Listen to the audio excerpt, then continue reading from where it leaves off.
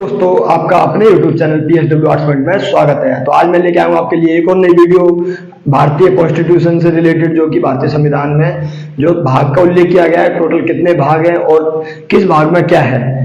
Okay, तो इसको आज हम डिटेल में जानेंगे। ये वीडियो आपके लिए बहुत बेनिफिशियल होने वाली है। जो भी कंपटीशन एग्जाम की तैयारी कर रहे हो आप, किसी की भी, चाहे वो एसएससी जीडी की बात करें या फिर किसी भी एसएससी के दूसरे एग्जाम की बात करें, सीजीएल वगैरह की, या फिर हम बात करें यूपीएससी की। ओके, तो शुरू करते हैं विदाउट टाइम वेस्ट वीडियो को। Let's start.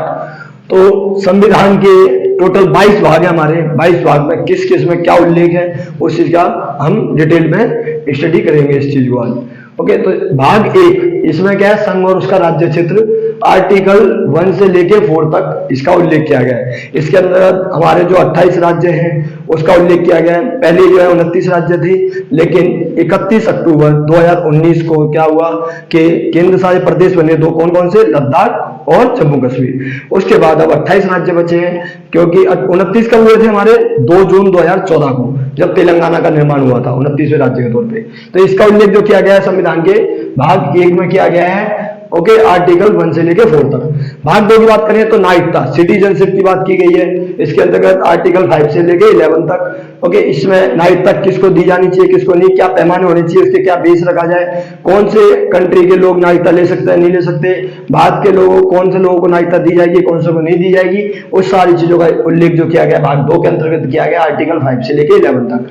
भाग 3 की बात करें तो फंडामेंटल राइट्स, मौलिक अधिकारों का उल्लेख आता है इसके अंतर्गत। जो फंडामेंटल राइट्स हैं, आपको पता है क्या इंपॉर्टेंस है किसी की इंडिविजुअल्स की लाइफ में, और किस तरीके से एक कंट्री के लिए डेमोक्रेसी को स्टैब्लिश करता है हमारे फंडामेंटल राइट्स। ओके, उसका उल्लेख किया गया है आर्टिकल 12 से लेकर 35 तक, जिन्हें मौलिक अधिकार के तौर पर हम जानते हैं। फिर उसके बाद बात करें नीति तत्व, जब मौलिक अधिकार दे दिए, फिर राज्यों का भी कुछ और कर्तव्य बनते हैं जो कि कल्याणकारी राज्य का निर्माण करे। उसके लिए डीपीएसपी का उल्लेख किया गया है, हमारे directive principles and state policies. Okay, जो ये है आर्टिकल 36 से लेके 51 तक इसका उल्लेख किया गया है। कौन से भाग में? भाग 4। उसके बाद बात करें भाग 4A, मौलिक कर्तव्य। अब हमने अधिकार तो ले लिए, तो कर्तव्य भी है। बाप ने तो बहुत खिला दिया बेटा, उसके बाद में बेटे का भी तो कर्तव्य बनता है। तो ऐसे ही हमारे को अधिकार तो मिल गए, उसके बाद में क्या करना है हमारे को? उसके बदले कुछ कर्तव्य भी निभाने हैं। और कर्तव्य क्या निभाने हैं हमारे को? इसके लिए हमारे 11 मौलिक कर्तव्य का उल्लेख किया गया। इसके लिए मैंने एक स्पेसिफिक वीडियो बना रखी है अलग से, उसे आप देख सकते हो। मौलिक अधिकार पर भी एक वीडियो है, और साथ ही साथ जो भाग 1 है, जो कौन से राज्य कब गठन हुआ, ओके, तो उसके ऊपर भी एक वीडियो है। उसको आप डिटेल में जानना चाहते हो तो उसके लिए आप जा सकते हो चैनल पे। जब विजिट करोगे, ये वीडियो देखोगे, तो आपको प्लेलिस्ट में ये वीडियो भी मिल जाएगी। तो मौलिक कर्तव्य जो है, इनका उल्लेख किया गया है आर्टिकल 51A के अंतर्गत। Okay, article 51A। तो ये भाग 4A के अंतर्गत रखे गए हैं। भाग 5 की बात करें तो भाग 5 में उल्लेख किया गया है संघ का, यूनियन गवर्नमेंट का। इसके अंतर्गत आर्टिकल 52 से 151 तक है। इसमें कौन कौन आ जाएंगे? प्रेसिडेंट हमारा, राष्ट्रपति, वाइस प्रेसिडेंट, उपराष्ट्रपति, और साथ ही साथ प्राइम मिनिस्टर। और इसके अलावा हम देखें महान्यायवादी, और इसके अलावा हम देखें तो बाकी लोग, जिसमें कि हमारी पूरी संसद, लोकसभा, राज्यसभा।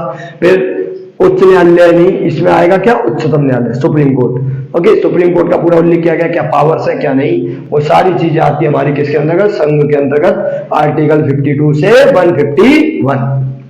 बात करें भाग 6 की। भाग 6 है राज्य का उल्लेख किया गया, राज्य सरकार का।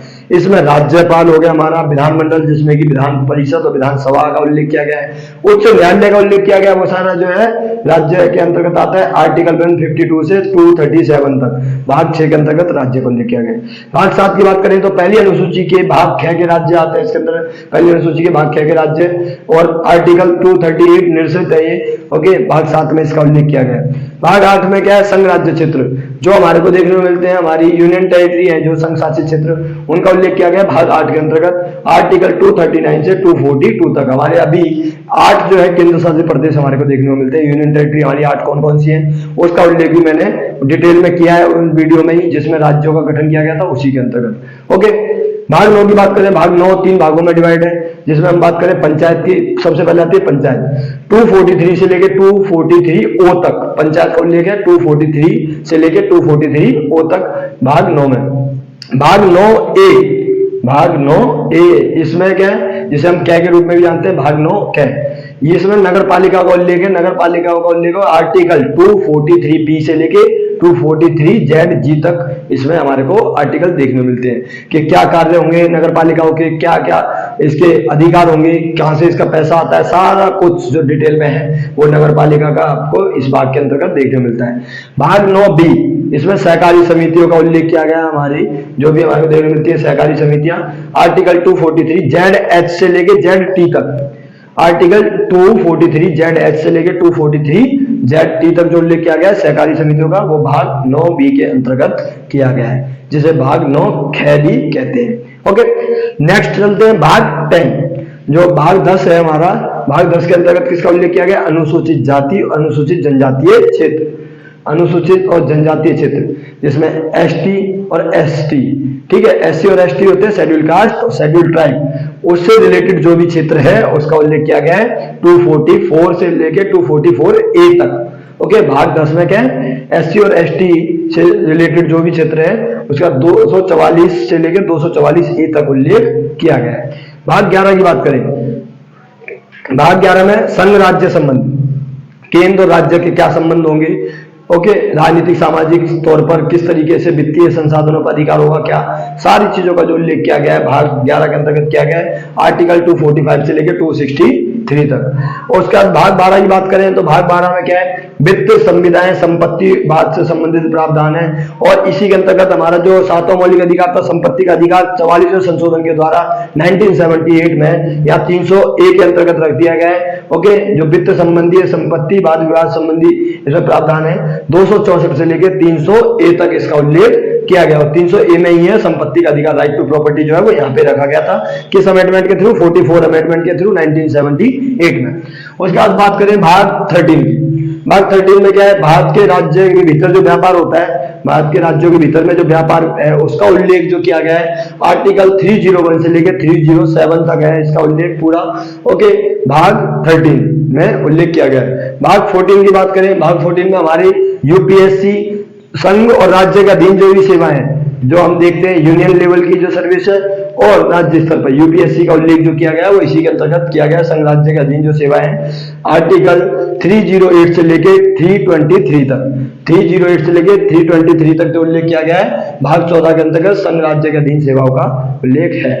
भाग 15 में बात करें तो निर्वाचन, चुनाव, इलेक्शन की बात की गई है, इलेक्शन कमीशन की बात की गई है, इलेक्शन कब कराए जाएंगे, किसका इलेक्शन कौन कराएगा, कौन रिस्पॉन्सिबल है, सारी चीजों का जो उल्लेख किया गया है इसके आर्टिकल 324 से लेकर 329 तक इसका उल्लेख है हमारे भाग 15 में।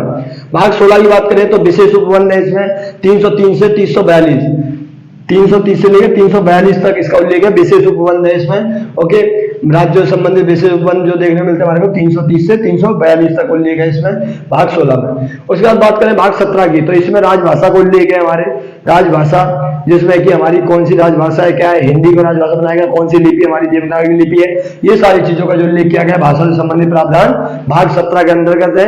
आर्टिकल 343 से लेकर 351 तक, 343 से 351 तक जो उल्लेख किया गया है भाषा का उल्लेख किया गया राजभाषा। भाग 18 की बात करें तो आपातकालीन प्रावधान है, इमरजेंसी जो प्रोविजन है, इमरजेंसी प्रोविजन जो किए गए हैं। ओके, जिसमें आर्टिकल 352 से लेकर 360, 352 से 360 वित्तीय आपातकाल कब लगाया जा सकता है, कब नहीं लगाया जा सकता, राज्य में राष्ट्रपति शासन कब लगाया जा सकता है, कब नहीं लगाया जा सकता, और देश में पूरे में राष्ट्रपति शासन के अलावा हम देखें तो आपातकाल कब लगाया जा सकता है, कितनी बार लगाया गया, सारा उल्लेख जो है वो किया गया है हमारे आपात उपबंध में 352 से 360 तक जो आर्टिकल है उसका उल्लेख किया गया है भाग 18 के अंतर्गत। भाग 19 की बात करें तो इसमें प्रीग्रहण है। ओके, आर्टिकल 361 से लेकर 367 तक। भाग 20 जो पार्ट 20 है हमारा, भाग 20,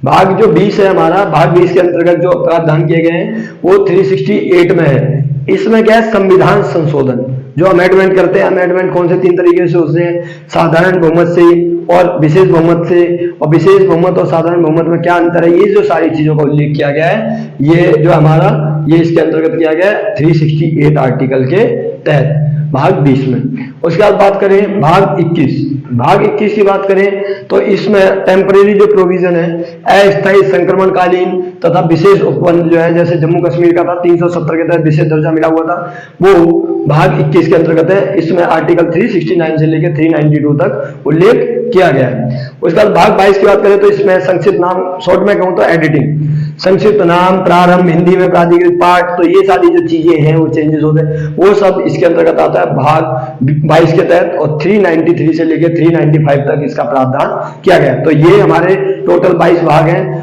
और ये इसका जो उल्लेख किया गया, इस तरीके से आपको ये डिटेल में जानने को मिला कि हमारे संविधान में 22 भाग कौन से हैं, किस भाग में क्या है, और इसको आप कॉपी में अपनी नोटबुक में भी नोट डाउन कर सकते हो। इजीली मैंने इतने स्लो बताया है। ओके, तो आगे इससे रिलेटेड जो अगली वीडियो आएगी वो आएगी भारतीय संविधान की अनुसूचियां।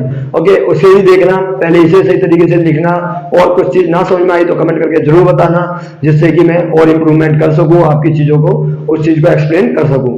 ओके, थैंक यू गाइस, जय हिंद, जय भारत।